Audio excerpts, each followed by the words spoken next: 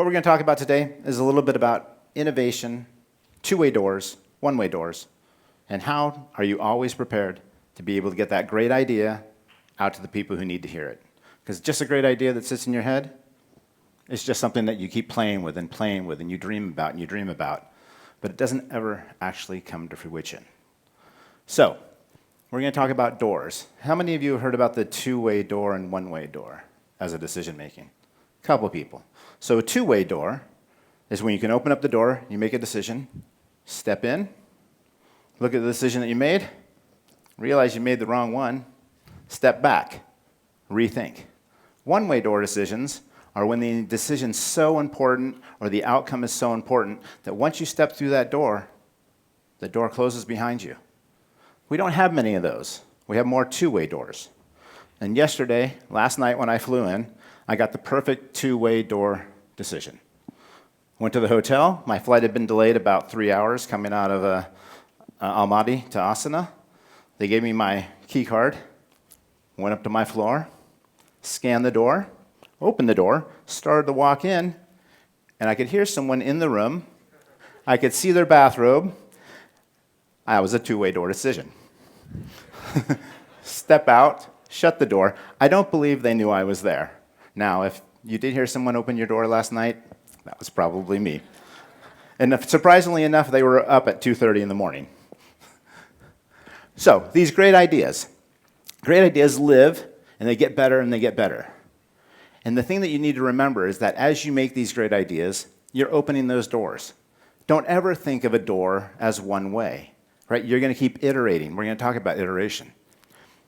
And what we've seen here tonight, or this afternoon, we saw a form of Shark Tank. How many people have heard of Shark Tank?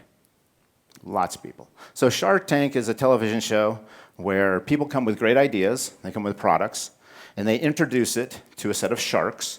These sharks are billionaires from across the globe in the terms of the investments and the things that they've bought into, but they're looking for new ways and new things to invest in. And so as I came from Amazon, I had the opportunity in my mergers and acquisition role to do the Ring.com acquisition. Now, Ring is a digital doorbell. So it's kind of interesting that we're talking about doors and innovation and ways to get there, because the Ring doorbell allows you to see what's at your door before you open it, which would be perfect if you had the best idea in the world and you know what doors to open before you did.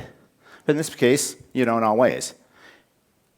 Back a few years ago, Jamie, who was the creator of Ring, went on to Shark Tank and presented his idea called Doorbot. That idea was that his wife could be able to see who was at the door before she answered it. A little safety thing, right? Always a good idea. And they said, not a good idea. We don't particularly care for that idea. So just as the people were here presenting to their sharks that we'll hear about after my presentation, who's the winner of that, they said, no, goodbye. So Jamie said, that's not a one-way door decision. That's just a small hiccup. A door closed, but I opened other doors. A few years later, I helped manage an acquisition for Ring, for Amazon, and we paid them $1 billion. So a few years earlier, somebody said, that's just not a good idea. Well, it's a really good idea.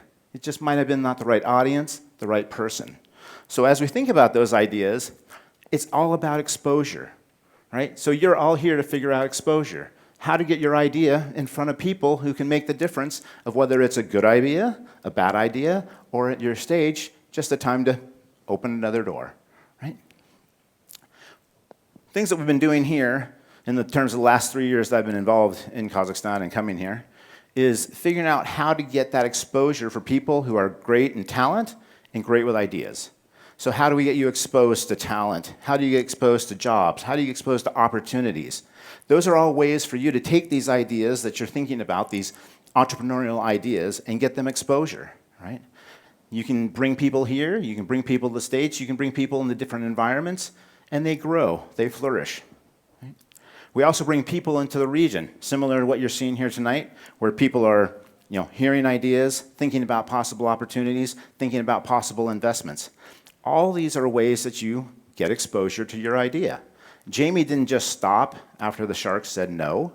He just thought about different ways of getting that exposure.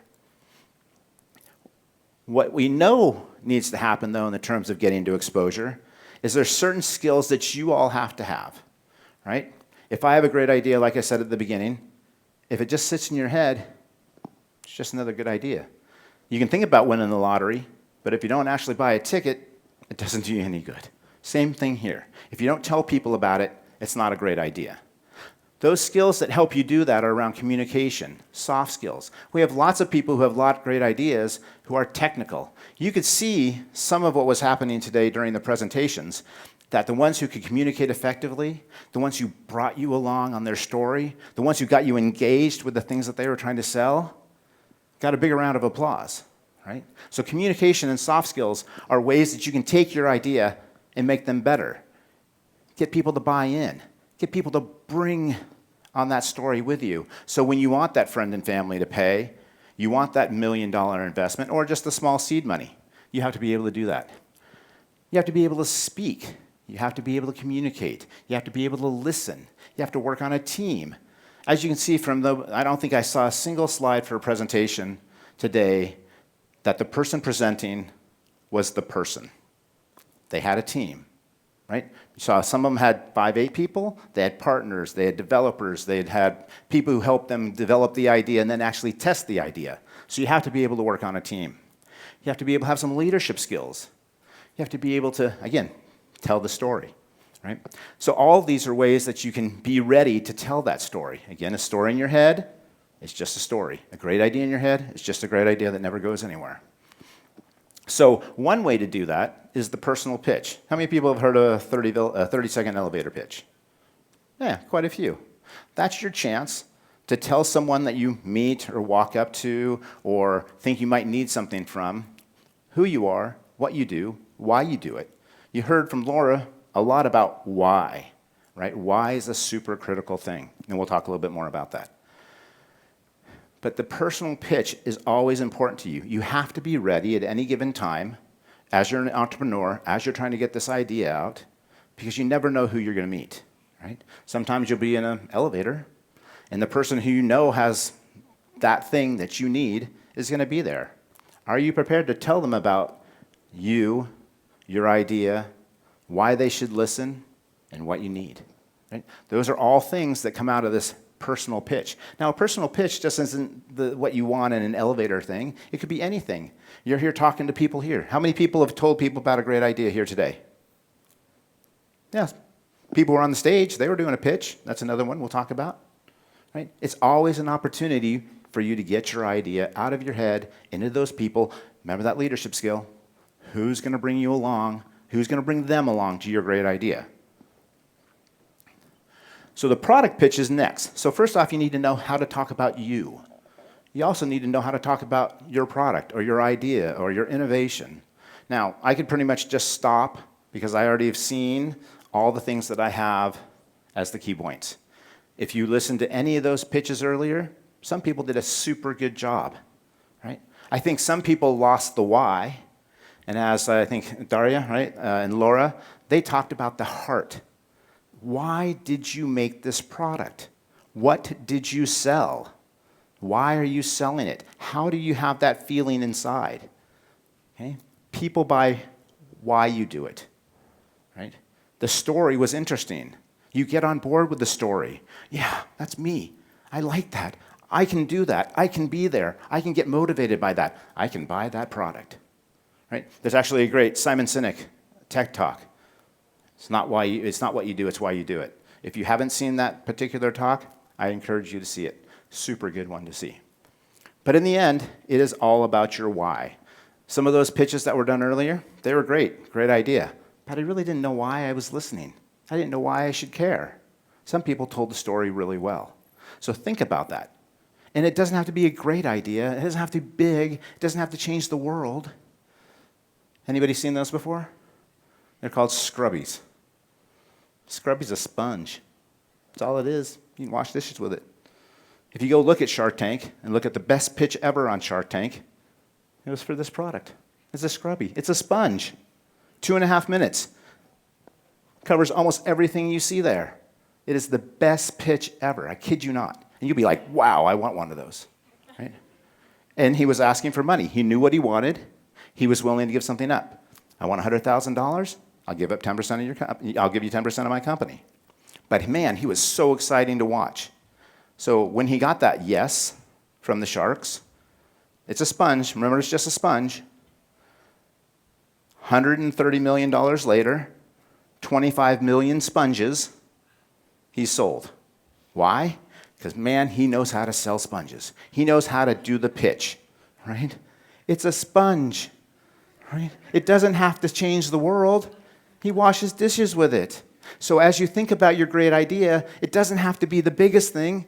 It doesn't have to be technology. It doesn't have to be software. But if you have a great idea, get it in your head. Practice it. Know why you're doing it. Know what you're selling. And know if you're willing to give something up. And always, always, always have a vision. His vision was a scrubby in every kitchen. He's 25 million households closer. Bill Gates said he wanted a PC on every desktop, right? These are all things that people have done. They have a vision. They see where they're going. And a lot of the people here, you already have a vision. I don't even really have to go through this slide because you're here to innovate. You're here to figure out how you're going to do some things. Some of the things that I've seen here in Kazakhstan that I've come back and forth for, I've seen some great pitches. I've seen 2 or 3 that have been exceptional. I've seen 5 pitches that were terrible, right? They didn't have soft skills. They couldn't communicate. They didn't know what their vision was. They didn't know why they were selling this. I even had one at the end of the pitch go, I don't really know what we want. Do you have any good ideas? They asked me. I was there for a product pitch, and they're asking me for ideas. If I have those ideas, you know what I'll go do? I'll go figure out how to make them, right? So always think about your product pitch. And one of the product pitches that we saw was for a product named Shampoo One. Now, Shampoo One's just a speaker, just like Scrubby's just a sponge. But they told me their story. Tim gave me the reason why he wanted to do something different. He wanted high-quality components. He liked the sound, right? He's a sound guy. If you put on a record, you know, the vinyl things you play with a needle, they have a distinctive sound, right? And his particular system for the speaker system used a tube system and a digital system to make that sound. But I didn't care about the product. I cared about the why. I also cared about the aesthetics. It looks really good, right? And that's a product that was generated here, ready to go, ready to be iterated on, to be listened to, right? It was a great team. And what they did is they listened and they iterated and they kept with the idea. We're 2 years into it now. It's getting ready to go to market. But they listened, they took feedback, they stayed on their idea, he stayed with his vision, and they've stepped along from a very basic concept to now a pretty cool product. So again, you can go from a sponge to a speaker to a technology to a software product to a great solution, but it all comes around the story of the why. The thing that's in your head, that great idea, the thing that you're trying to solve because it makes you feel good, right? Those are the things that are going to get your product successful. They're the things that the sharks are going to listen to. There's going to be other ones. There's always the event that goes off that makes a good product that they sell. But the ones that have a really good story around it, the ones that you can bring people along on your story to get them into, and they want it so bad, they're standing in line like an Apple phone. People stand in line for 6 hours for a phone. It's just a phone. But it's a cool phone, and people bought into that story. So as you think about your great idea, get it out of your head, tell your friends, be prepared, be ready. Remember, when a door shuts, just open another one. It's not a time for you to give up. Jamie didn't give up on the doorbell. He ended up selling it for $1 billion, right? That's a good amount of money. I wouldn't mind having a product that sold for $1 billion. But always remember, door shuts, open another one, bring your people along, and anytime you have an opportunity like this, get it out there. Tell people about it.